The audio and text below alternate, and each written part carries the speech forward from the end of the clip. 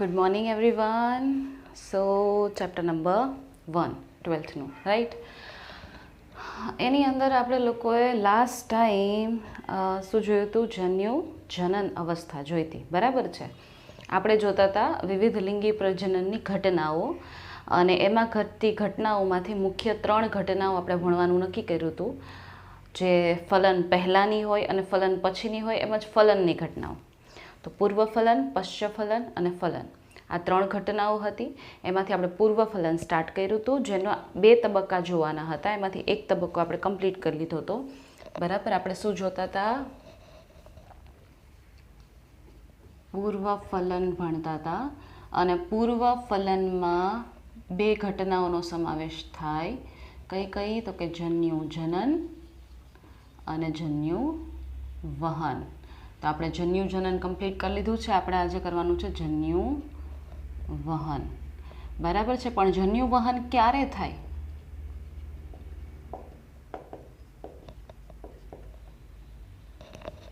જન્યુ વહન ક્યારે થાય? તો કે જન્યુના નિર્માણ થઈ ગયા હોય, જન્યુ બની ગયા હોય તો જન્યુ વહન થાય ને, બરાબર છે. તો કે જન્યુઓના નિર્માણ બાદ જન્યુઓનું એકબીજાના ભૌતિક સંપર્કમાં આવવું ખૂબ જ જરૂરી. તેથી જન્યુઓનું વહન થવું જોઈએ. શું થાય કે જન્યુ તો બનાવી નાખ્યા, કયા કયા? નરજન્યુ છે, માદાજન્યુ છે. પણ જન્યુઓ બનાવી નાખ્યા છે તો એ જન્યુઓ એકબીજાના ભૌતિક સંપર્કમાં આવવા જોઈએ, એકબીજાને ટચ કરી શકવા જોઈએ. એક ત્યાં હશે ને કંઈ હશે, નહીં ચાલે. જન્યુઓ એકબીજાની નજીક પહોંચશે, એકબીજાના સંપર્કમાં આવશે તો ફલનની પ્રક્રિયાના પછીની જે ઘટના છે એ થશે, સંપન્ન થશે. એનો મતલબ કે જન્યુ વહન છે એ બહુ જરૂરી છે, બરાબર. જન્યુઓને એકબીજાના ભૌતિક સંપર્કમાં આવવું પડશે. પણ મોટે ભાગે શું થતું હોય? તો કે મોટે ભાગે સજીવોમાં નરજન્યુઓ ચલિત અને માદાજન્યુઓ અચલિત.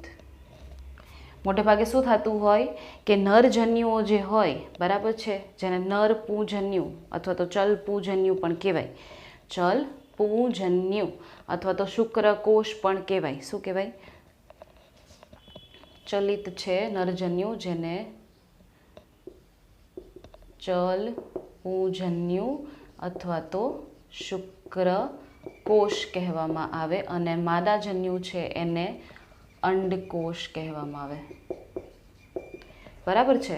તો નરજન્યુઓ મોટે ભાગે કેવા હોય? ચલિત પ્રકારના હોય, અને માદાજન્યુઓ અચલિત પ્રકારના હોય. એટલે એનો સીધો મતલબ એવો થયો કે નરજન્યુ, માદાજન્યુ છે એ અચલિત છે, મીન્સ એ નરજન્યુ સુધી નહીં પહોંચી શકે. કમ્પલસરી નરજન્યુએ કોઈ માધ્યમ થ્રુ માદાજન્યુ સુધી પહોંચવાનું રહેશે, કારણ કે ચલિત છે એ મૂવ થઈ શકે છે. પણ અહીંયા આગળ અપવાદ પણ છે.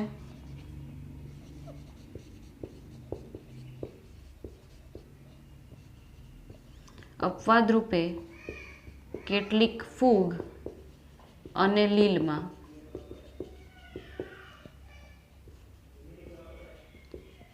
બંને પ્રકારના જન્યુ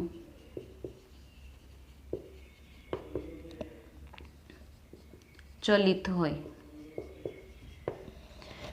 અપવાદ આપ્યો કે ભાઈ ઘણામાં એવું ના પણ હોય કે નરજન્યુ ચલિત અને માદાજન્યુ અચલિત. લીલ અને ફૂગ છે તો એની અંદર તો બંને પ્રકારના જન્યુઓ, બરાબર. બંને પ્રકારના જન્યુઓ કેવા છે? ચલિત પ્રકારના. મીન્સ એ બંને એક માધ્યમ એને આપી દો તો એના મારફતે એ એકબીજા સુધી પહોંચી શકે, બરાબર છે. બંને કેવા છે? ચલિત પ્રકારના છે. હાલો, ચલિત પ્રકારના હોય તો પણ એને કંઈક માધ્યમ તો આપવું પડશે ને, બરાબર છે. અધરવાઇઝ એ શું હવામાં ઉડીને જશે? એને કંઈક માધ્યમ આપો કે જેના દ્વારા એ એકબીજા સુધી પહોંચી શકે. તો જન્યુઓના વહન માટે અથવા તો એકબીજા સુધી પહોંચવા માધ્યમ જરૂરી. એકબીજા સુધી પહોંચવા શું જોઈએ? માધ્યમ જરૂરી હોય. તો મોટે ભાગે આવા જે નિમ્ન કક્ષાના હોય ને, ફોર એક્ઝામ્પલ માધ્યમ કયું આપ્યું? પાણી. ઉદાહરણ લીલ, દ્વિઅંગી અને ત્રિઅંગી વનસ્પતિઓ ના જન્યુઓ પાણીના માધ્યમથી એકબીજાના સંપર્કમાં આવે.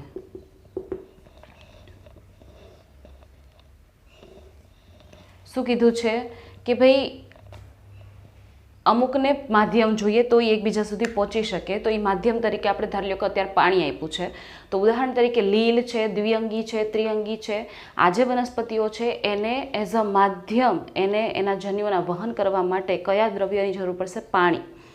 બરાબર છે. એટલા માટે જ દ્વિઅંગી ત્રિઅંગીઓ છે એ પાણી ઉપર આધારિત છે એના ફલનની ઘટના માટે, એના જન્યુઓના વહનની ઘટના માટે. એટલા માટે જો એને પાણી નહીં મળે ને તો એનો મતલબ કે એના જન્યુઓનું વહન નહીં થાય, ફલન નહીં થાય, નવી સંતતિ, નવી વનસ્પતિનું નિર્માણ નહીં થાય. બરાબર છે. તો એટલા માટે જ એનું જે વિતરણ છે ને એ કેવું હોય? બહુ ઓછું. બરાબર છે. કારણ કે જો પાણી મળે તો એની આગળની ઘટનાઓ થાય, આગળની ઘટનાઓ થાય તો નવા વનસ્પતિઓનું નિર્માણ થવાની શક્યતાઓ છે, અધરવાઇઝ કંઈ થશે નહીં. એટલે પાણી ઉપર ડિપેન્ડન્ટ છે. જો પાણી મળશે તો એની નવી સંતતિઓ તમને જોવા મળશે, અધરવાઇઝ જોવા મળશે નહીં. ક્લિયર આટલું? બરાબર છે. હવે બીજું શું થતું હોય તો કે આમાં એક પ્રોબ્લેમ પણ રહેતી હોય. બરાબર છે.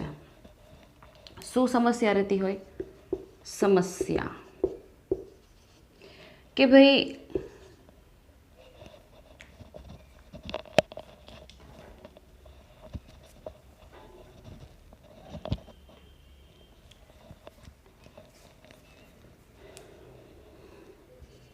નરજન્યુઓ બધા જ માદાજન્યુઓ સુધી પહોંચવામાં સક્ષમ ન પણ હોય, તેથી તેની પૂર્તતા કરવા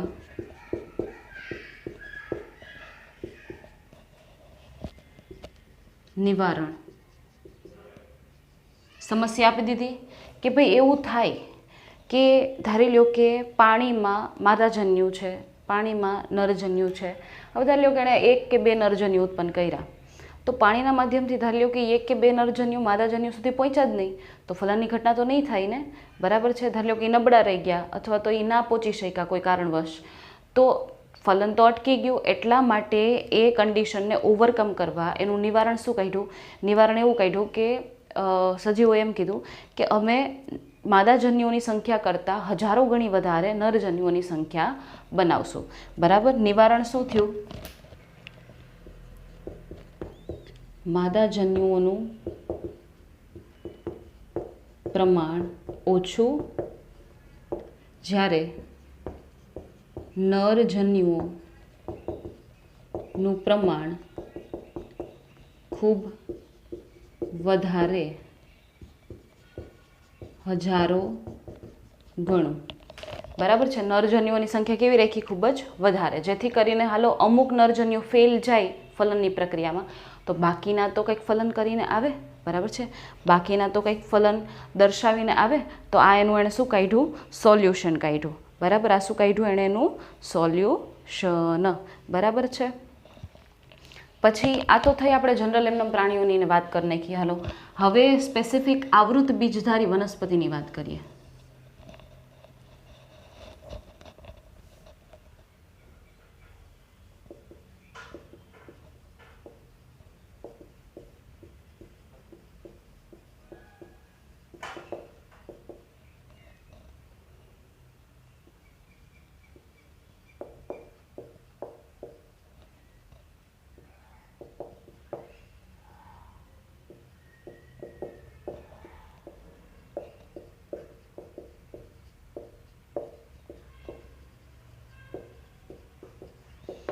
આવૃત બીજધારી વનસ્પતિ હોય તો એ શું ધરાવતી હોય?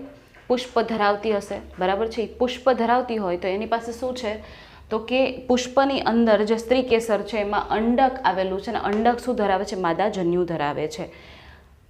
પુકેસર જે હોય એ પુકેસરના પરાગાશયમાં શું રહેલી છે? પરાગરજ રહેલી છે, જે શું ધરાવે છે? તો કે નર જન્યુ ધરાવે છે. તો એનો મતલબ તમે કહી શકો કે આવૃત બીજધારીઓમાં માદા જન્યુઓ અંડકની અંદર, જ્યારે નર જન્યુઓ પરાગરજની અંદર જોવા મળે છે, બરાબર છે. આવું તમે કહી શકો.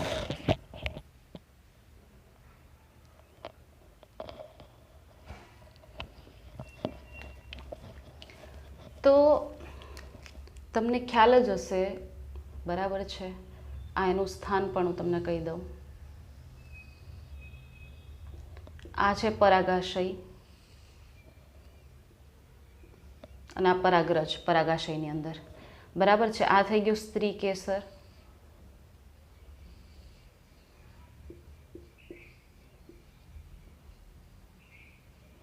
અને આ થઈ ગયું અંડક.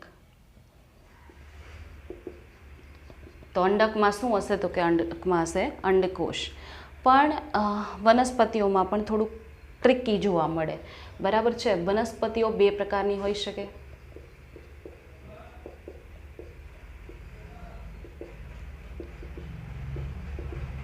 શું દર્શાવતી હોય? સ્વફલન દર્શાવતી હોય અને ઘણી પરફલન પણ દર્શાવતી હોય.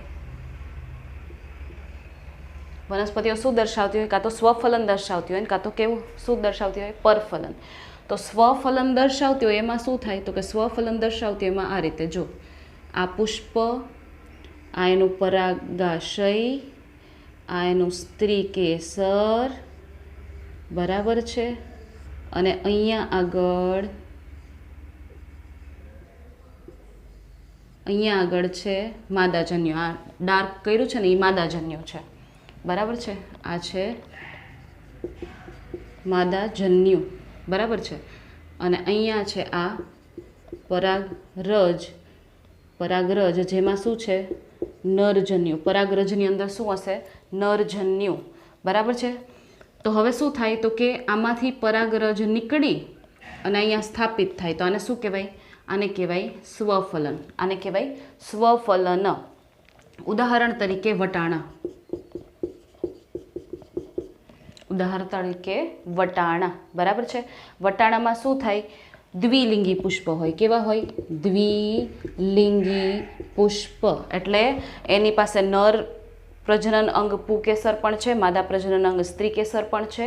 તો એના પુકેસરમાંથી નીકળેલી જે પરાગરજ છે એ ક્યાં જાય? તો કે માદાના પરાગાસન ઉપર સ્થાપિત થાય.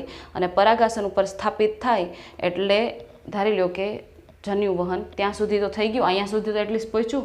હજુ અહીંયાથી અહીંયા પહોંચાડવાનું છે, અહીંયાથી અહીંયા પહોંચાડવાનું છે, એ આગળ કહું તો આ થઈ ગયું સ્વફલન. હવે ધારી લો કે પરફલન. અમુક વનસ્પતિઓ શું દર્શાવતી હોય? પરફલન દર્શાવતી હોય. તો પરફલન એટલે ધારી લો કે પરફલન એટલે શું થાય? તો કે ધારી લો કે અહીંયા આગળ હજી એક પુકેસર ડ્રો કરી નાખું ને, આ પરાગરજ, બરાબર. તો પરફલન એટલે આને કહેવાય કે ભાઈ સેમ પુષ્પ છે એની પરાગરજ ન આવતા,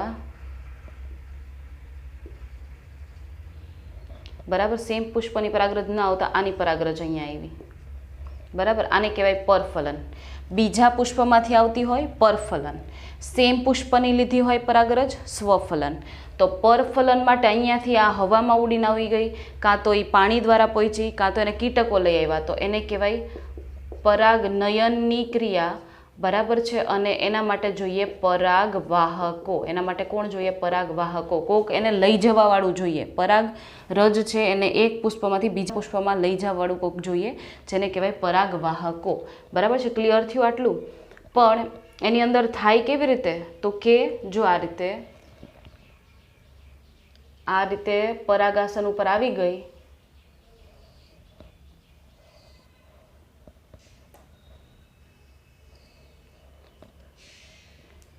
આ રીતે પરાગાસન ઉપર પરાગરજ આવી ગઈ. હવે પરાગરજમાં છે નરજન્યુ. પરાગરજમાં શું છે? નરજન્યુ.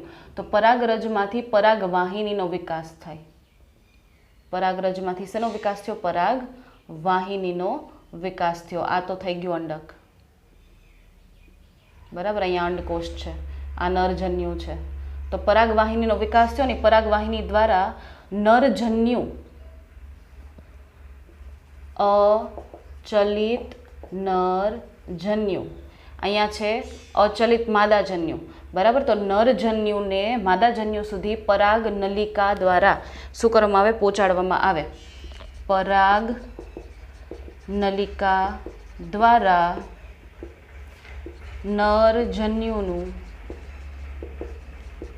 मादाजन्यु सुधी वहन, कारण के बंने जन्युओ केवा छे, अचलित, कारण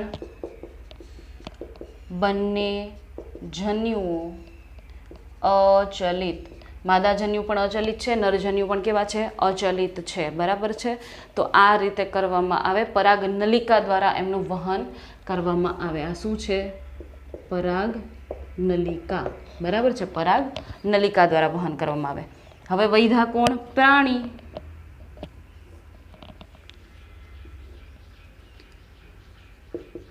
प्राणी केवा, एकलिंगी मां आ क्रियाओ વધુ જટિલ હોય છે, બરાબર। પ્રાણીઓમાં આ પ્રક્રિયાઓ કેવી છે, ધીમી અને વધારે જટિલ હોય, બરાબર છે। એના માટે એની પાસે વિશિષ્ટ રચનાઓ આવેલી હોય, વિશિષ્ટ રચનાઓ ધરાવે, બરાબર છે। તો આ થઈ ગયો આપણો કયો પોઈન્ટ પૂરો, જન્યુ વહનનો પોઈન્ટ આખો પૂરો થઈ ગયો, બરાબર છે।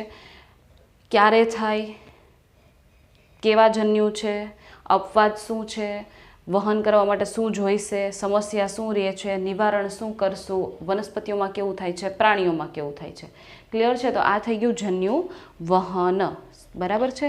તો હવે આનો સ્ક્રીનશોટ લઈ લ્યો।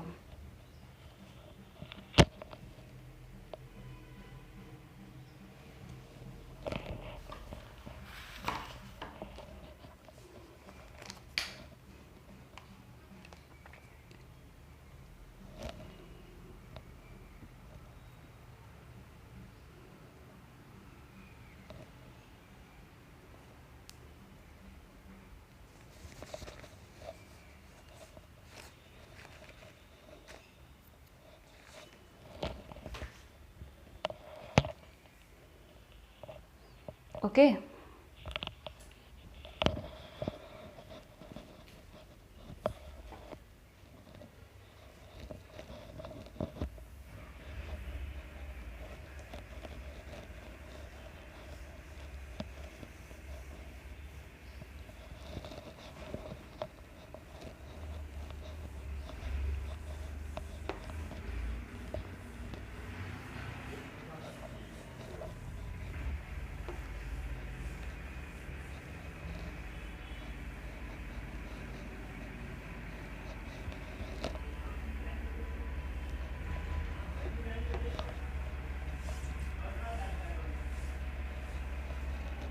ओके। हवे एना पछीनी नेक्स्ट घटना कई आवशे, जो आपणे पूर्वफलन घटना साव कम्प्लीट कर नाखी। हवे सेकेंड घटना आवशे जेनुं नाम छे फलन, जेनुं नाम छे फलन, बराबर छे।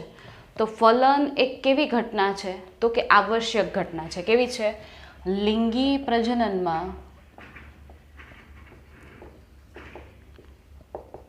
फलननी क्रिया एटले के जन्युओना जोडाणनी क्रिया खूब ज आवश्यक। केवी छे, आवश्यक घटना। जो जन्युओनुं जोडाण नहीं थाय तो नवा सजीवनुं सर्जन थशे नहीं। जो जन्युओनुं जोडाण नहीं थाय तो नवा सजीवनुं सर्जन थवानुं नथी, बराबर छे। एटले के आवश्यक घटना छे। तो शुं लखशुं एनी व्याख्या के फलन कोने कहेवाय, तो के जन्युओ एकबीजाना भौतिक संपर्कमां आवी ने जोड़ाय તેને જન્યુ યુગ્મન કહેવાય. શું કહેવાય? જન્યુ યુગ્મન. જન્યુઓનું યુગ્મન થયું, જન્યુઓ જોડાણ. ધારી લો કે આ માદાજન્યુ, ધારી લો કે આ નરજન્યુ. તો જન્યુ યુગ્મન થાય એને શું કહેવાય? બરાબર, તો કે એને બીજી રીતે ફલન પણ કહેવાય. જન્યુ યુગ્મન, જન્યુ એટલે જન્યુઓ, યુગ્મન એટલે જોડાવું, ને રૂપાંતરિત રીતે ફલન પણ કહેવાય. બરાબર છે? તમે ફલન કહી દો, જન્યુ યુગ્મન કહી દો, બે એક જ વસ્તુ છે. બે એક જ વસ્તુ છે, એમાં કોઈ ફેરફાર નથી. બરાબર છે? તો આ તો થઈ ગઈ ભાઈ વ્યાખ્યાની વાતો. હવે શું? તો કે એના પછી ફલનની ઘટનામાં અન્ય જે પોઈન્ટ છે એ શું આવશે કે ભાઈ યુગ્મન જ બની ગયું, ફલનની ઘટના થઈ ગઈ. પણ જરૂરી તો નથી ને કે બધામાં ફલન થતું જ હોય. જરૂરી છે કે બધામાં ફલન થતું જ હોય, બધામાં જન્યુઓ જોડાતા જ હોય? નહીં. તો અમુક અપવાદ પણ રહી જતા હોય તો એને કહેવાય અસંયોગી જનન.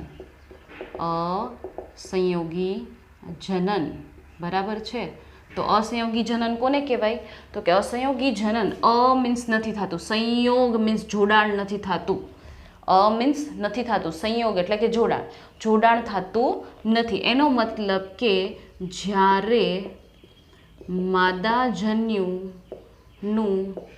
ફલન કે નરજન્યુ સાથે યુગ્મન થયા વિના જ સંતતિનું નિર્માણ થાય.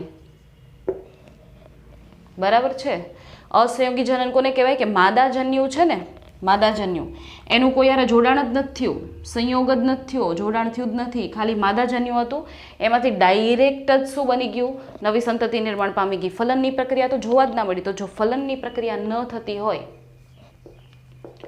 ફલન દર્શાવતું નથી, તો ફલન ન થતું હોય, બરાબર છે, માદાજન્યુ ડાયરેક્ટ એમાંથી સંતતિ સર્જાઈ જાય, માદાજન્યુમાંથી ડાયરેક્ટલી સંતતિ સર્જાઈ જાય, તો આ પ્રક્રિયાને કહેવાય અસંયોગી જનન. આવું કોણ દર્શાવતું હોય? તો ઉદાહરણ રોટીફર્સ, ગરોળી, પક્ષીઓ,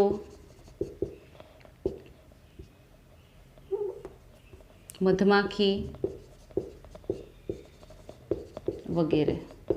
તો આવા પ્રાણીઓમાં અસંયોગી જનન જોવા મળતું હોય કે જે શું નથી દર્શાવતા? ફલનની પ્રક્રિયા દર્શાવતા નથી. ફલન વિના જ એ શું કરે છે? તો કે નવી સંતતિનું સર્જન કરે છે. બરાબર.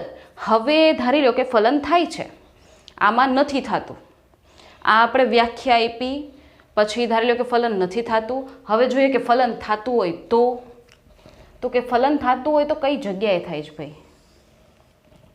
બરાબર. ફલનની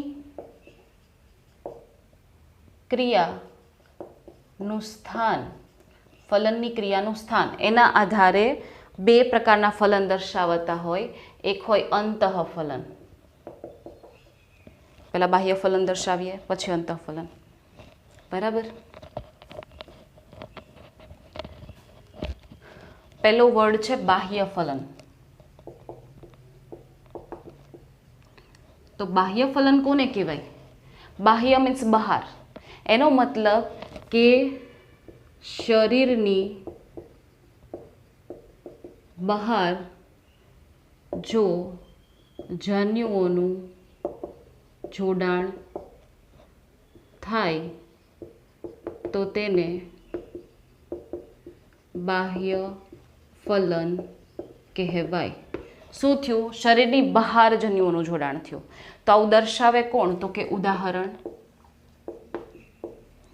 ઉભયજીવી એટલે કે દેડકા ને બધા, મત્સ્ય એટલે કે માછલીઓ. બરાબર છે?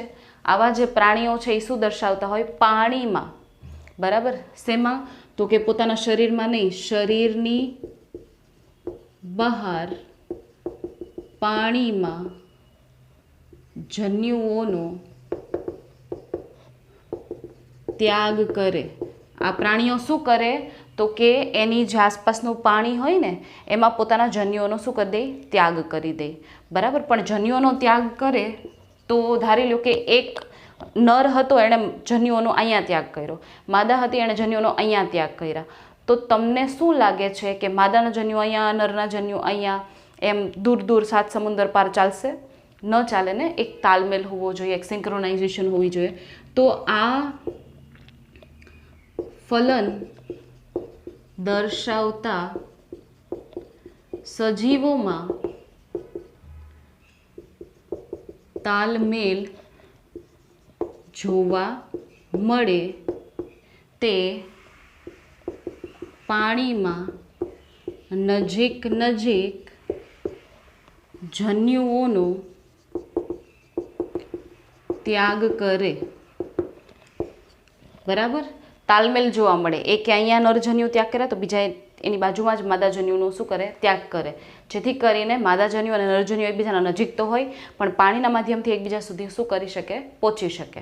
બરાબર છે ને. ફલનની પ્રક્રિયા થઈ શકે સંપન્ન. બાકી એક વાં મૂકશે ને એક વાં મૂકશે તો ફલન તો થશે જ નહીં. બરાબર છે. બીજું તો કે ભાઈ સમસ્યા છે એક કે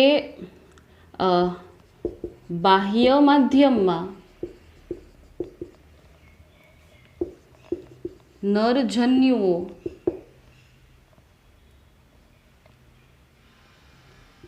ની પૂર્તતા કરવા ખૂબ જ વધુ પ્રમાણમાં નરજન્યુઓનું સર્જન કરવામાં આવે. બરાબર. નરજન્યુની પૂર્તતા કરવા, કારણ કે પાણીનું કંઈ નક્કી તો છે નહીં. ધારી લો કે એણે ભલે નજીક નજીક મૂક્યા પણ પાણી વહાવીને લઈ ગયું તો હવે નરજન્યુ અને માદાજન્યુ તો એકબીજા સુધી જોડાઈ, એકબીજા સુધી પહોંચી નહીં શકે ને જોડાઈ નહીં શકે. એટલા માટે શું કરે? નરજન્યુ ખૂબ જ વધારે રાખે, જેથી કરીને એકાદું તો એટલીસ્ટ માદાજન્યુ સાથે જોડાઈ જાય. બરાબર. તો આવું દર્શાવવામાં આવતું હોય બાહ્ય ફલનની ક્રિયામાં. બરાબર છે. હવે તો કે હવે એનાથી ઉલટું અંતઃફલન. તો અંતઃફલન એમાં શું થાય? તો કે માદા દેહમાં નરજન્યુઓનો ત્યાગ થાય અને માદા દેહમાં જ ફલનની ક્રિયા જોવા મળે. બરાબર છે. માદાના દેહમાં જ નરજન્યુઓનો ત્યાગ કરવામાં આવે અને માદાના દેહમાં જ શું થાય? ફલનની ક્રિયા જોવા મળે. તો શરીરની અંદર થયું એટલે કહેવાય અંતઃ. અંતઃ મીન્સ અંદર, ફલન. બાહ્ય મીન્સ શરીરની બહાર દર્શાવાતું ફલન. બરાબર છે. આવું જોવા મળે. તો એમાં ઉદાહરણ તરીકે કોણ આવશે? તો કે ઉદાહરણ તરીકે એમાં આવશે કોણ? તો કે મનુષ્ય. બરાબર છે.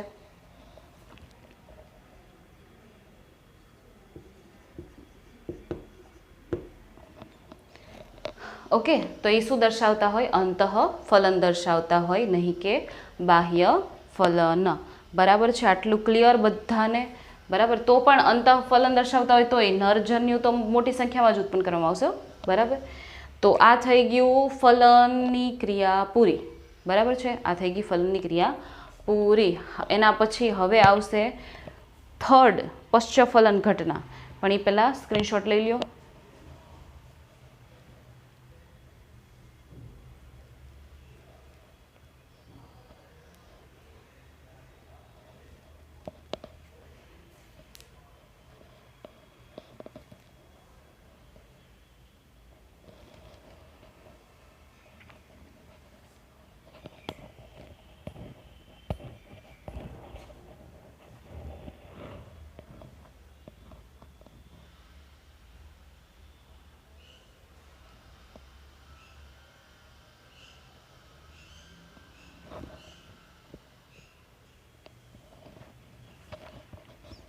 ઓકે.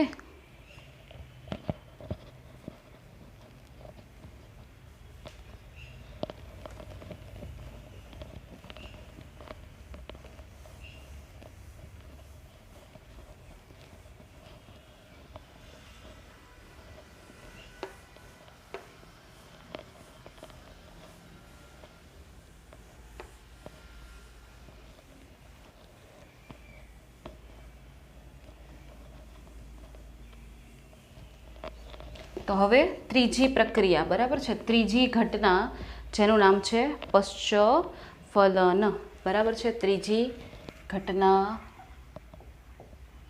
પશ્ચફલન. તો પહેલાં તો શું આવશે? પશ્ચફલન ઘટનાની વ્યાખ્યા, કે કોને કહેવાય પશ્ચફલન ઘટના? તો કે ફલન બાદ થતી બધી જ ઘટનાઓ નો સમાવેશ પશ્ચફલન ઘટનાઓમાં થાય. પશ્ચફલન ઘટનાઓ, પશ્ચ મીન્સ પછી, ફલન પછી, એમ ફલન પછી થતી જેટલી ઘટનાઓ છે, તો કઈ ઘટનાઓ થતી હશે? તો કે મુખ્ય આપણે ઘટનાઓ લઈએ, ઘણી બધી થતી હોય પણ એમાંથી મુખ્ય ઘટનાઓ લઈએ, બરાબર છે. સમાવેશિત ઘટના, સમાવેશિત ઘટનાઓ તો એમાંથી કઈ લઈએ છીએ? બે. એક તો યુગ્મનજનું નિર્માણ, બરાબર છે, યુગ્મનજનું નિર્માણ, અને બીજું ભ્રૂણજનન એટલે કે ભ્રૂણનું નિર્માણ, બરાબર. આ બે ઘટનાઓ જોવાની છે. તો એમાંથી પહેલું જોઈએ યુગ્મનજ, બરાબર છે, યુગ્મનજ. તો યુગ્મનજ એક સાર્વત્રિક ઘટના છે. લિંગી પ્રજનન જે પણ કરતા હોય ને, લિંગી પ્રજનન દર્શાવતા દરેક સજીવમાં યુગ્મનજ એટલે કે ફલિતાંડ બનવાની ઘટના સાર્વત્રિક છે. આમ ન કહેતા હોય આપણે અત્ર તત્ર સર્વત્ર બધે આમ જ થતું હોય, બરાબર. એવી જ રીતે લિંગી પ્રજનન જે કોઈ દર્શાવતા હોય, કારણ કે લિંગી પ્રજનન એટલે બે પિતૃઓ ભાગ લે છે, બે જન્યુઓ ઉત્પન્ન થાય છે. લિંગી પ્રજનન હોય તો બે જન્યુઓ ઉત્પન્ન થાય, અને જો બે જન્યુ જોડાય તો શું ઉત્પન્ન થાય? ફલિતાંડ, યુગ્મનજ જ બને ને. તો જેટલા પણ લિંગી પ્રજનન દર્શાવતા ને એમાં યુગ્મનજ તો બને જ, ફલિતાંડ તો રચના થાય જ, બરાબર. એટલે એક સાર્વત્રિક ઘટના છે કે ભાઈ થશે જ, ક્લિયર કટ છે, બરાબર છે. પછી છે નિર્માણ સ્થાન, કે ભાઈ ક્યાં બને યુગ્મનજ, ક્યાં બને? તો કે યુગ્મનજ ક્યાં બને? તો કે જો અંતઃફલન દર્શાવતા હોય,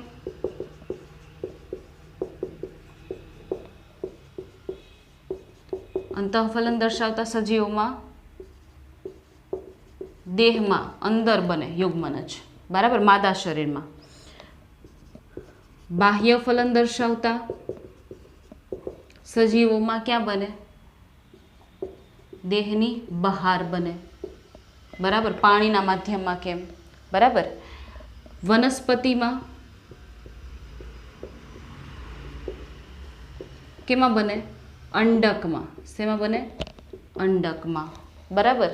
તો એનું નિર્માણ સ્થાન છે કે ભાઈ યુગ્મનજ ક્યાં બનતો હોય? તો કે જ્યાં આગળ નરજન્યુ અને માદાજન્યુ જોડાણા હશે ત્યાં આગળ યુગ્મનજ બનશે, બરાબર છે. પછી થર્ડ પોઈન્ટ, યુગ્મનજના વિકાસનો આધાર, યુગ્મનજના વિકાસનો આધાર, કે ભાઈ યુગ્મનજ વિકસિત થઈને શું બનશે, કેવી રીતે વિકસિત થશે, એનો આધાર શેના ઉપર રાખે? તો કે એનો આધાર એના ઉપર રાખે કે એનો ટૂંકમાં કયા વસવાટમાં, કયા પર્યાવરણમાં જીવે છે, બરાબર છે, અથવા તો પ્રાણીનું જીવનચક્ર કેવું છે. સજીવોનું જીવનચક્ર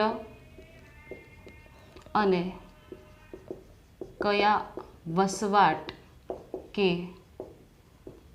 પર્યાવરણમાં વસે છે. યુગ્મનજ આગળ કઈ રીતે વૃદ્ધિ પામશે, આગળ કઈ રીતે પોતાનો વિકાસ કરશે, એનો ટોટલ આધાર કોના ઉપર હોય? કે એક તો એ પ્રાણીનું જીવનચક્ર કઈ ટાઈપનું છે, બરાબર, અથવા તો એ સજીવનું જીવનચક્ર કઈ ટાઈપનું છે ને એ જીવનશૈલી કઈ ટાઈપની છે એના ઉપર આધાર રાખે. અને બીજા શેના ઉપર આધાર રાખે? તો કે એ કયા પર્યાવરણમાં વસે છે, પર્યાવરણ પર પણ આધાર રાખશે કે યુગ્મનજ છે કેવી રીતે વિકસિત થશે, બરાબર છે. નેક્સ્ટ પોઈન્ટ કયો આવશે? તો કે નેક્સ્ટ પોઈન્ટ આવશે ઉદાહરણ તરીકે, ઉદાહરણ તો લીલ, બરાબર, લીલ કે ફૂગ, ઉદાહરણ તરીકે લીલ કે ફૂગ.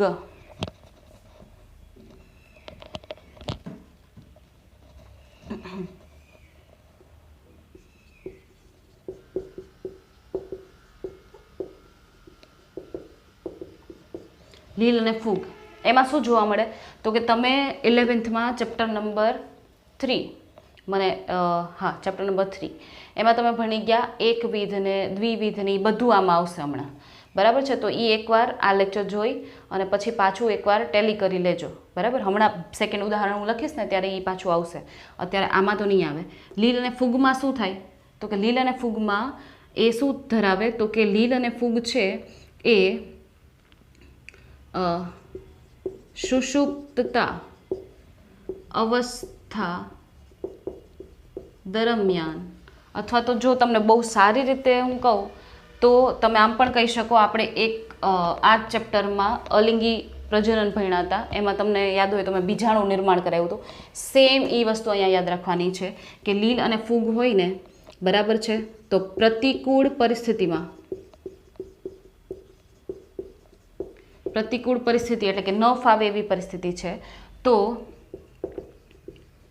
તેમના ફરતે, પ્રતિકૂળ પરિસ્થિતિમાં તેમના ફરતે એટલે કે બીજાણુ ફરતે, પ્રતિકૂળ પરિસ્થિતિમાં બીજાણુ હોય તો બીજાણુ, ફલિતાંડ હોય તો ફલિતાંડ ફરતે શું કરે, સખત જાડી દિવાલનું નિર્માણ કરે જે તેને શુષ્કતા કે બાહ્ય પર્યાવરણથી રક્ષણ આપે. બરાબર, જોયું તો એ કયા પર્યાવરણમાં વસે એના આધારે જો વિકાસ થયો કે પ્રતિકૂળ પરિસ્થિતિ આવી, ન ફાવે એવી પરિસ્થિતિ આવી તો એણે જે ઉત્પન્ન કર્યો હોય, બીજાણુ ઉત્પન્ન કર્યા હોય, ફલિતાંડ ઉત્પન્ન કર્યો હોય તો એની ફરતે એ શું બનાવી દે, જાડી દિવાલ બનાવી દે, જેથી કરીને અંદર રહેલા જે રચના છે એને બાહ્ય પર્યાવરણથી કોઈ પણ નુકસાન થાય નહીં. તો આવી રચના દર્શાવી લીલ અને ફૂગે, બરાબર છે. હવે અન્ય ઉદાહરણ જોઈએ. ઉદાહરણ સેકન્ડ, એકવિધ જીવન ચક્ર ધરાવતા સજીવોમાં. હવે ધારી લો કે એકવિધ જીવન ચક્ર ધરાવતા હોય તો એવા સજીવોમાં યુગ્મનજનો વિકાસ કેવી રીતે થશે તો કે એકવિધ જીવન ચક્ર ધરાવતા સજીવો હોય ને શું કરે તો કે એની પાસે શું હતું, યુગ્મનજ તો બની ગયો, યુગ્મનજ એટલે ફલિતાંડ. તો એ કેટલા હોય તો કે 2n હોય. કેવો હોય, 2n એટલે કે દ્વિકીય હોય. કેવો હોય, દ્વિકીય. તો એકવિધ જીવન ચક્ર ધરાવતા હોય ને તો શું થશે તો કે ફલિતાંડમાંથી ડાયરેક્ટ નવો સજીવ નહીં બને, ફલિતાંડમાંથી ડાયરેક્ટ નવો સજીવ બનશે નહીં. એકવિધ મીન્સ એકકીય રચના જોશે એને. તો એકકીય રચના જોશે તેના માટે શું કરશે તો કે આ યુગ્મનજનું શું થાય તો કે યુગ્મનજનું થાય અર્ધીકરણ. અર્ધીકરણ મીન્સ અડધું થઈ જાય એની પાસે જી હોય તો અર્ધીકરણ દ્વારા એણે 4 શું બનાવ્યા, જન્યુ બનાવી, 4 શું બનાવ્યા, બીજાણુ બનાવ્યા. શું બનાવ્યા, બીજાણુ. 4 બીજાણુઓનું નિર્માણ કર્યું. દરેક બીજાણુ કેવા છે, એકકીય. કેવા છે, એકકીય. અને પછી આ બીજાણુમાંથી શું થાય તો કે નવા સજીવનું નિર્માણ થાય. તો જો આવું ટાઈપનું તો જોઈ લો, સજીવ ઉપર એ આધાર રાખે એનું જીવનચક્ર કયા પ્રકારનું છે. એનું જીવનચક્ર એકવિધ પ્રકારનું જીવનચક્ર છે. તો તમારી પાસે ટેક્સ્ટબુકમાં 11th આપેલું છે દ્વિવિધ જીવનચક્ર, એક દ્વિવિધ જીવનચક્ર, બરાબર છે. અહીંયા એકવિધનું એક એક્ઝામ્પલ આવેલું છે તમારે, એટલા માટે જ મેં કીધું હતું કે આગળ આવશે એટલે તમે જરાક જોઈ લેજો, ટેલી કરી લેજો, બરાબર છે. પાછું રિકોલ કરી લેજો.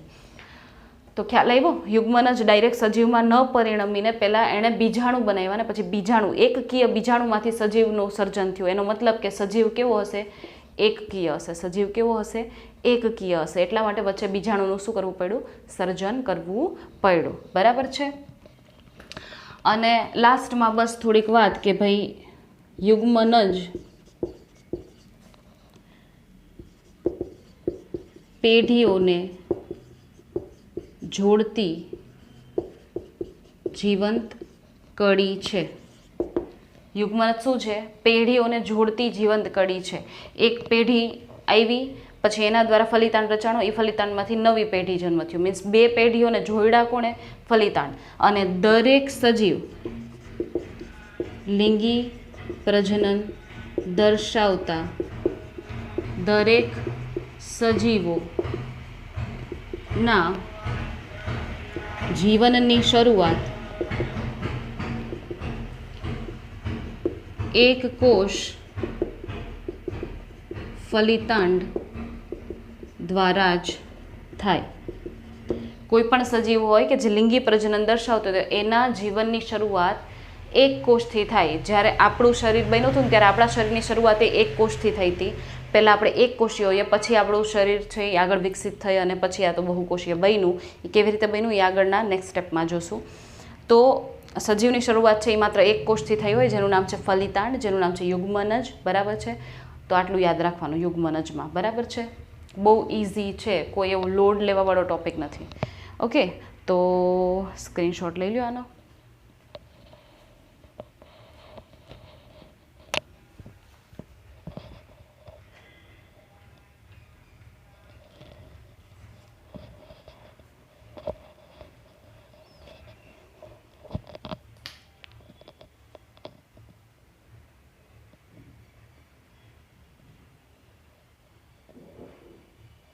ઓકે,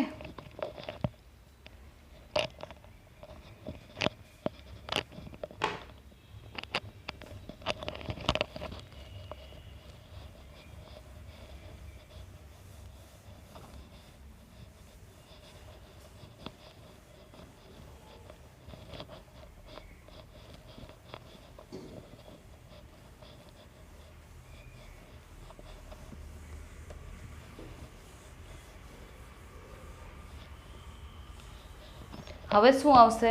લાસ્ટ ટોપિક ચેપ્ટરનો. બરાબર છે? કયો ટોપિક છે? તો કે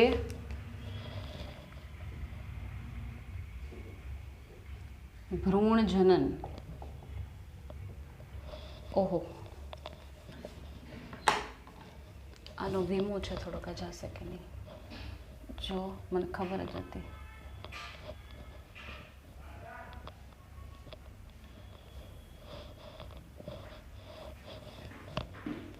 ભ્રૂણ જનન. બરાબર છે?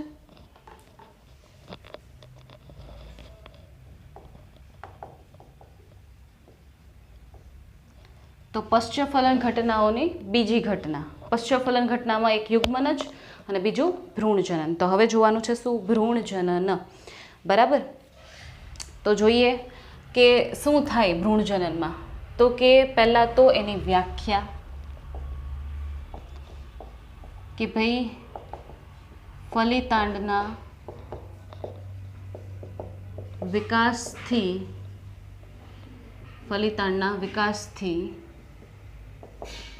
ભ્રૂણ બનવાની ક્રિયા, એટલે કે ફલિતાંડ વિકસિત થઈને શું બનશે? ભ્રૂણ. તો આને કહેવાય ભ્રૂણજનન. ફલિતાંડ વિકસિત થઈ અને ભ્રૂણમાં પરિણમે એને શું કહેવાય? ભ્રૂણજનન કહેવાય. બરાબર છે? તો આ પ્રક્રિયામાં કઈ ક્રિયાઓનો સમાવેશ થાય? ફલિતાંડમાંથી ભ્રૂણ કેવી રીતે બનશે? તો સમાવેશિત ઘટનાઓ કઈ આવશે? તો કે પહેલું કોષ વિભાજન અને બીજું કોષ વિભેદન. બરાબર? કઈ કઈ ઘટનાઓ આવી? કોષ વિભાજન અને કોષ વિભેદન. કારણ કે ફલિતાંડ હોય ને એ માત્ર એક જ કોષ હોય, એક જ કોષ હોય, ને ભ્રૂણ હોય એમાં ઘણા કોષો હોય. તો આ એક કોષમાંથી ઘણા બધા કોષોની જર્ની કેમ સ્ટાર્ટ થઈ? તો કે એમાં કોષ વિભાજન અને કોષ વિભેદન થાય. તો પહેલાં તો કોષ વિભાજન એટલે શું? તો કે યુગ્મનજ સમવિભાજન દ્વારા કોષ વિભાજન કરી કોષોની સંખ્યામાં વધારો કરે. પહેલાં શું થયું? કોષ વિભાજન થયું. એટલે કે એક કોષ હતો તો એણે વિભાજન કરીને નવા કોષો બનાવ્યા, નવા કોષોએ પાછા 2 નવા કોષો બનાવ્યા. આમ કરતાં કરતાં કોષોની સંખ્યા શું થતી ગઈ? વધતી જ ગઈ. આમ કરતાં કરતાં કોષોની સંખ્યા શું થતી ગઈ? વધતી ગઈ. તો ઘણા બધા કોષો અસ્તિત્વમાં આવ્યા. બરાબર છે. તો પહેલાં કોષ વિભાજન થાય. હવે શું થશે? તો કે હવે થશે આ જે નવા કોષો નિર્મિત થઈ ગયા એનું કોષ વિભેદન થશે. કોષ વિભેદન એટલે શું? તો કે નિર્માણ પામેલા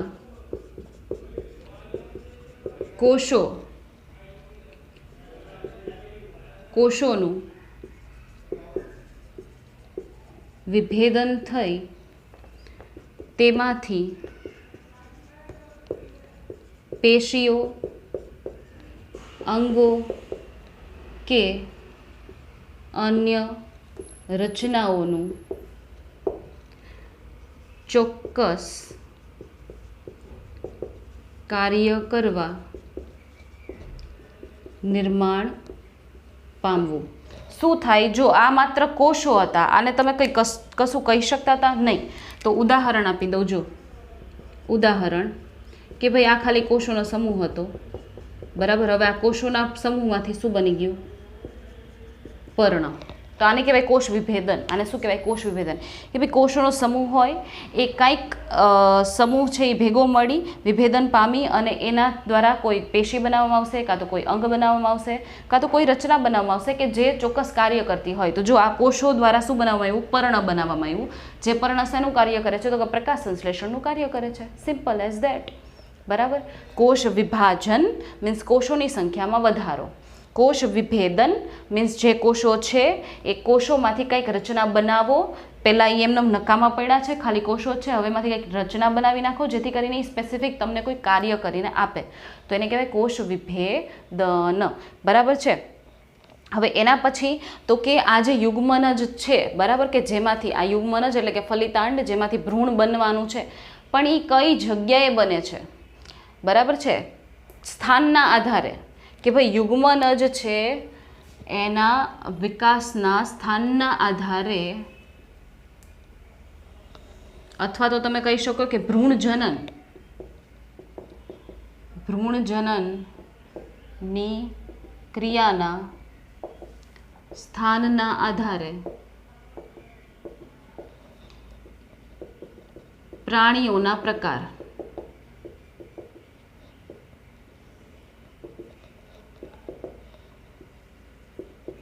અંડપ્રસવી અને અપત્ય પ્રસવી. ભ્રૂણ જનન છે એટલે કે ફલિતાંડમાંથી ભ્રૂણનું નિર્માણ થાય છે, નવા નવા કોષો બને છે, કોષો વિભેદન પામે છે. આવી બધી ઘટનાઓ ક્યાં થાય છે? તો કે જો આવી બધી ઘટનાઓ શરીરની અંદર ચાલતી હોય તો એને કહેવાય શું? અપત્ય પ્રસવી. પણ જો આવી બધી ઘટનાઓ શરીરની બહાર ચાલતી હોય તો એને કહેવાય અંડપ્રસવી. બરાબર છે. ભ્રૂણ જનન શરીરની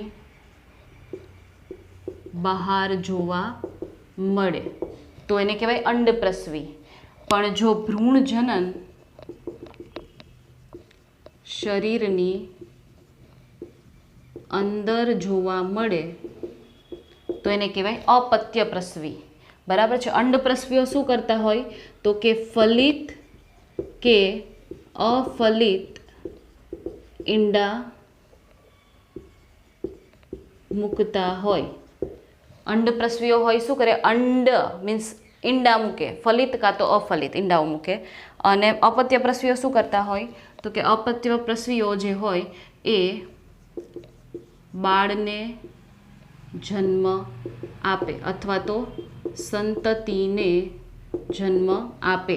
બરાબર છે. નાના બાળને જન્મ આપે અથવા તો નાની નવી જે સંતતિ હોય ને જન્મ આપે. એ ઈંડા ન મૂકતા હોય. બરાબર છે. હવે અંડપ્રસવીમાં બીજું શું જોવા મળે? બરાબર. બેનો તફાવત જેવું લઈ લઈએ એટલે આમ ઇઝીલી યાદ રહી જાય કે એક યાદ રાખે તો બીજું ઓટોમેટિક યાદ રહી જાય. અંડપ્રસવીમાં બીજું શું જોવા મળે? તો કે કેટલાક સજીવો, તો ઉદાહરણ લખ નાખીએ. ચાલો ઉદાહરણ કોણ આવશે? તો કે પક્ષીઓ, સરીસૃપ.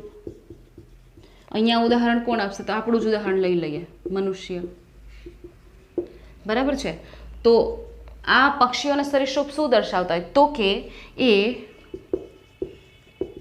કેલ્શિયમ યુક્ત કવચ ધરાવતા ઈંડાઓ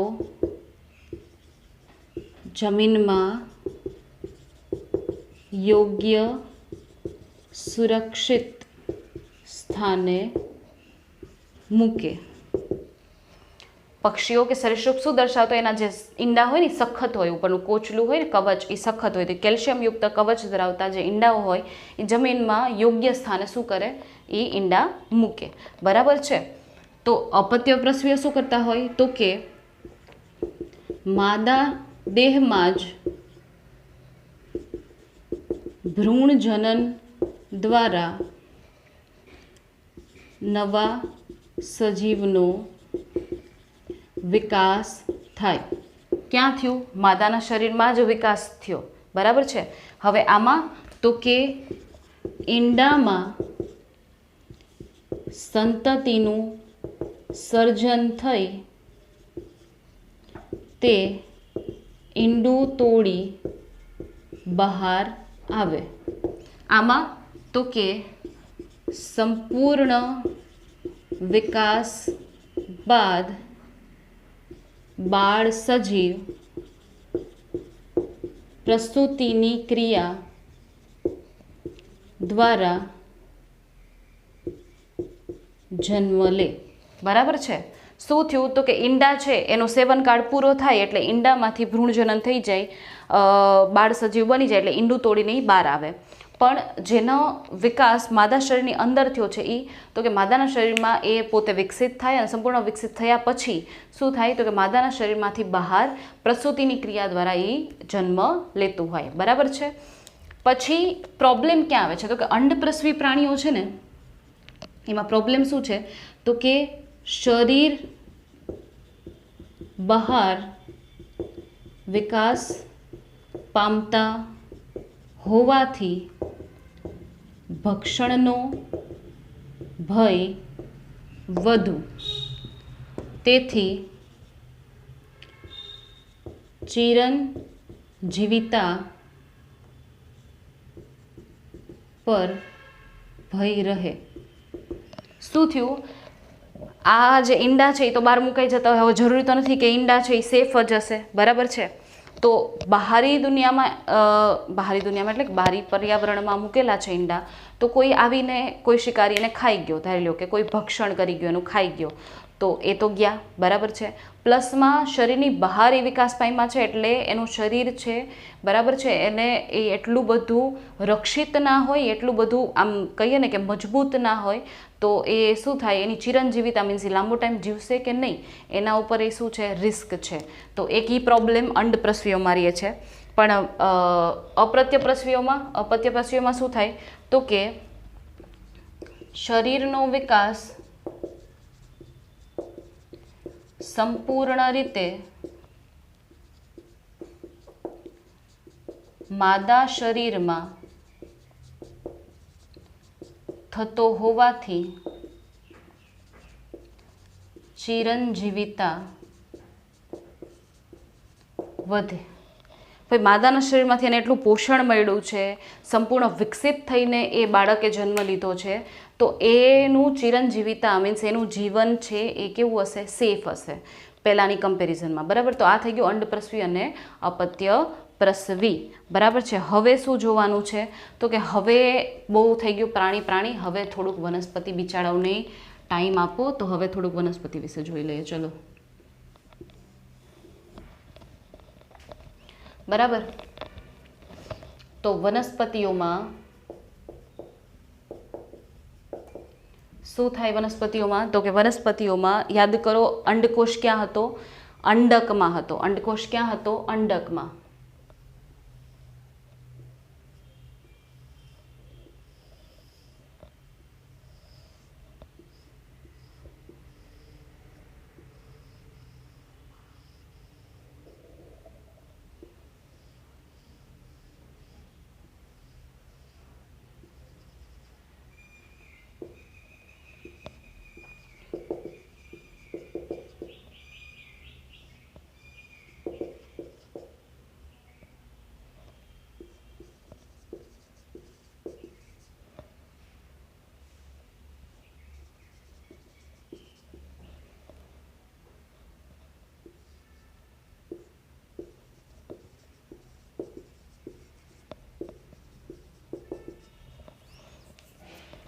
બરાબર, જોઈ લો હવે વનસ્પતિઓમાં શું થાય કે અહીંયા આગળ અંડકોષ હતો ને, તો અહીંયા આગળ એનું ફલન થઈ ગયું અને શું રચાઈ ગયું? ફલિતાંડ રચાઈ ગયો. હવે આ જે ફલિતાંડ છે એમાંથી તો શું બને? જોઈ લો, ફલિતાંડમાંથી શું બને? ભ્રૂણ. તો ફલિતાંડનો વિકાસ શેમાં થશે? ભ્રૂણમાં. અંડક, આ જે ફલિતાંડ જેની અંદર છે, તો અંડકનો વિકાસ થાય તો એ શેમાં પરિણમે? તો કે બીજ. અંડકમાંથી શું બને? બીજ. બરાબર છે. બીજાશય, આ જે બીજાશય છે, આ ભાગ ફૂલેલો ભાગ, તો એમાંથી શું બને? તો કે એમાંથી બને ફળ. અને બીજાશયની આ જે દિવાલ છે એમાંથી શું બને? તો કે ફલાવરણ. તો જોયું, ફલાવરણ, પછી ફળ એની અંદર, એના અંદર બીજ, અને બીજની અંદર ભ્રૂણ. ખબર પડી? ફલિતાંડમાંથી ભ્રૂણ બને, અંડકમાંથી બીજ બને. એનો મતલબ કે બીજની અંદર ભ્રૂણ હોય, પછી બીજની ફરતે કોણ હોય? તો કે ફળ હોય, અને ફળની ફરતે કોણ હોય? તો કે ફલાવરણ હોય. ક્લિયર આટલું? પરંતુ ફલન બાદ પુષ્પના અન્ય ભાગો ખરી જતા હોય, જેમ કે દલપત્ર, વજ્રપત્ર, પુંકેસર વગેરે, માત્ર સ્ત્રી કેસર જોડાયેલ રહે. ફલન થાય ને એટલે શું થાય?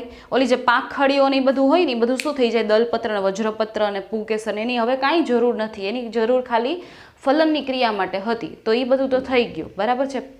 તો એ પછી બધું શું થઈ જાય? ખરી જાય. માત્ર સ્ત્રી કેસર, આ જે સ્ત્રી કેસર છે એ જ પુષ્પમાં બરકરાર રહે. બરાબર. પરંતુ ઘણી વખત શું થાય? ચીર, લગ્ન, વજ્ર, પત્ર ફલન બાદ પણ વજ્રપત્ર ઘણામાં જોવા મળે. ઉદાહરણ. જો શું કીધું છે? આપણને એમ કીધું કે ભાઈ ફલન થાય ને પછી બધું ખરી જાય, એમ ખાલી સ્ત્રી કેસર રહે, પણ ઘણામાં વજ્રપત્ર જોવા મળતા હોય. તો વજ્રપત્ર શેમાં જોવા મળતા હોય? તો તમે કોઈ એવું ફળ જોયું છે? તમે કોઈ એવું શાકભાજી કે જોયું છે કે જેમાં વજ્રપત્ર ચોટેલા હોય? બરાબર છે. ડ્રો કરીશું તો ખ્યાલ આવી જશે. બરાબર. Fruit, strawberry. સ્ટ્રોબેરીમાં જો આવી રીતે આમ, તો આ શું છે? આ વજ્રપત્ર છે. ચીર લગ્ન મીન્સ જોડાયેલા જ રહે. બરાબર. ટમેટામાં હોય, મરચામાં હોય, રીંગણામાં હોય, તો એ વજ્રપત્ર શું થયેલા છે? જોડાયેલા છે. બધામાં ન હોય સેમ આવું. બરાબર. તો નોટિસ કરજો, આજે જઈને ફ્રીજ ખોલીને જોઈ લેજો. બરાબર છે. તો ભ્રૂણજનન અહીંયા આગળ કમ્પ્લીટ. આની સાથે સાથે આપણો ટેક્સ્ચ્યુઅલ પોર્શન આખો ચેપ્ટર છે, ચેપ્ટર 1, એ આખું કમ્પ્લીટ થઈ ગયું છે. બરાબર છે. તો આજે અહીંયા સુધી આપણે રાખીએ છીએ. બરાબર. અને નેક્સ્ટ લેક્ચરમાં પાછા મળશું નવા ટોપિકો સાથે. બરાબર. તો સ્ક્રીનશોટ લઈ લેજો અને તમને જેમ હોમવર્કની ને સૂચનાઓ મળી છે એવી રીતે તમે કરવા માંડજો, અને ચેપ્ટર છે એ ફૂલ મસ્ત રીતે તૈયાર કરી લેજો. બરાબર. ચેપ્ટર પૂરું થયું છે ટેક્સ્ટમાંથી, તો કમ્પ્લીટ એને રીડ કરી લેજો, સો દેટ એમાં તમને કોઈ પણ ક્યાંય ક્વેરી લાગતી હોય તો એ પૂછવા થાય અત્યારે. બરાબર છે. ચલો, we will meet in the next lecture. Till then take care, good bye, and screenshot લેવાનું ના ભૂલાય. જોજો.